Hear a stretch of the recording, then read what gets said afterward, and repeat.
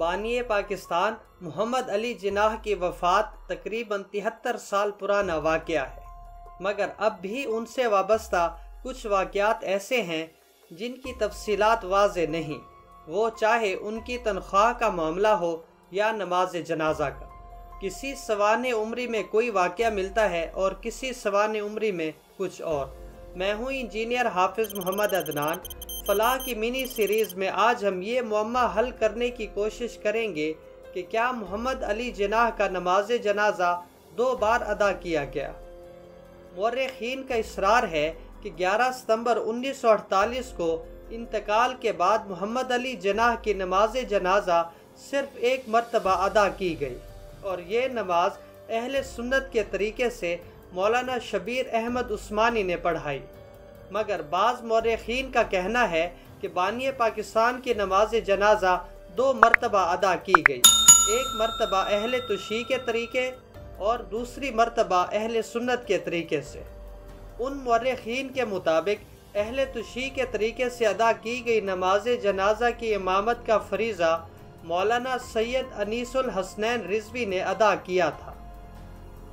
محمد علی جناح سے نیاز مندانہ مراسم رکھنے والے مولانا انیس الحسنین رضوی کے مطابق محمد علی جناح کی بہن فاطمہ جناح نے ان سے اثنا عشری طریقے سے تجہیز و تکفین کے لیے کہا تھا۔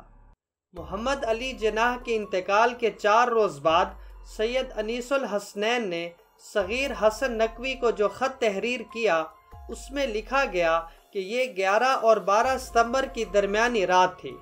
میں اپنے گھر میں سو رہا تھا کہ دروازے پر دستک ہوئی۔ میں نے دروازہ کھولا تو بتایا گیا کہ قائد اعظم محمد علی جناح کا انتقال ہو گیا ہے، اور محترمہ فاطمہ جناح نے مجھے گورنر جنرل ہاؤس بلایا ہے۔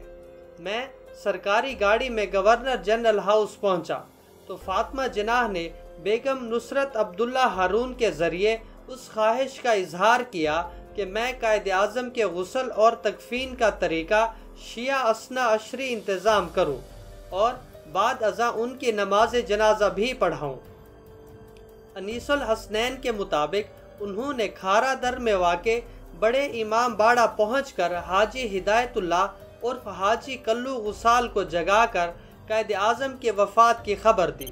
اور فاطمہ جناح کی خواہش سے آگاہ کیا، جس کے بعد حاجی کلو نے خواجہ اثنا عشری جماعت کے صدر سیڈ رحیم چھاگلا اور سیکریٹری عبد الرسول کو اطلاع کر کے ان کی اجازت سے غسل اور کفن کا تمام سامان فراہم کیا،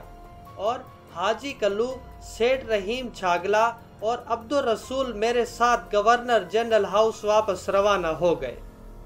گورنر جنرل ہاؤس پہنچنے کے بعد قائد اعظم کے کمرے سے ملحق غسل خانے میں حاجی کلو اور ان کے مددگاروں نے اثنا عشری طریقے کے مطابق قائد اعظم کی میت کو غسل دیا اور کفن پہنایا۔ اس کے بعد میں نے قائد اعظم کے کمرے میں نماز جنازہ پڑھائی، جس میں کراچی کے ایڈمنسٹریٹر ہاشم رضا، کراچی کے انسپیکٹر جنرل پولیس سید کاظم رضا، سندھ کے وزیر اعلیٰ یوسف ہارون، آفتاب پسر حاتم علوی اور حاجی کلو وغیرہ نے شرکت کی۔ اس کے بعد میت کو راہداری میں رکھ دیا گیا تاکہ عوام و ناس آخری دیدار کر سکے، یہاں تک کہ دن نکل آیا اور میت علمو کے سائے میں جو بڑا امام باڑہ کھارا در سے اسی غرض سے لائے گئے تھے فوجی گاڑی پر مقام تدفین کی طرف روانہ ہوئی، جہاں لاکھوں آدمیوں نے علامہ شبیر احمد عثمانی کی قیادت میں دوبارہ نماز جنازہ ادا کی۔ قائد اعظم کی تدفین کے بعد مولوی سید غلام علی احسن مشہدی اکبر آبادی نے بطریقہ شیعہ اثنا عشری تلقین بھی پڑھی تھی۔ تلقین پڑھائے جانے کے بعد قبر پر وزیر اعظم پاکستان، وفاقی وزراء اور اسلامی ممالک کے سفیروں نے مٹی دی۔ بعد ازاں ہزاروں انسان سورہ فاتحہ پڑھنے کے بعد منتشر ہو گئے۔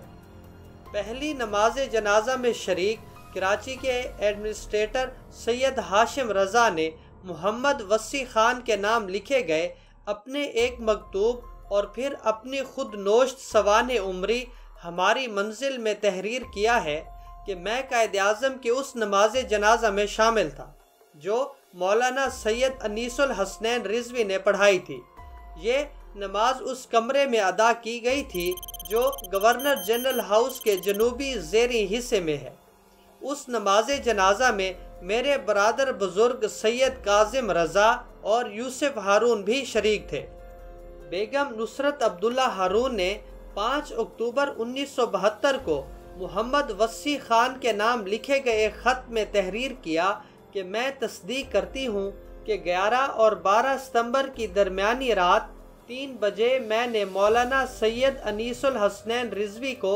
گورنر جنرل ہاؤس بلایا اور فاطمہ جناح نے مولانا سے اس خواہش کا اظہار کیا کہ قائد اعظم محمد علی جناح کی مراسم تجہیز و تکفین بطریقہ شیعہ اثنا عشری ادا فرمائے۔ بس تمام مراسم غسل و کفن مولانا موصوف کی نگرانی میں انجام پائے۔ بعد نماز صبح مولانا موصوف نے نماز میت بطریق شریکہ اثنا عشری پڑھائی۔ اس نماز میں سید ہاشم رضا، سید کاظم رضا، آفتاب پسر حاتم علوی اور کئی آدمی شریک ہوئے۔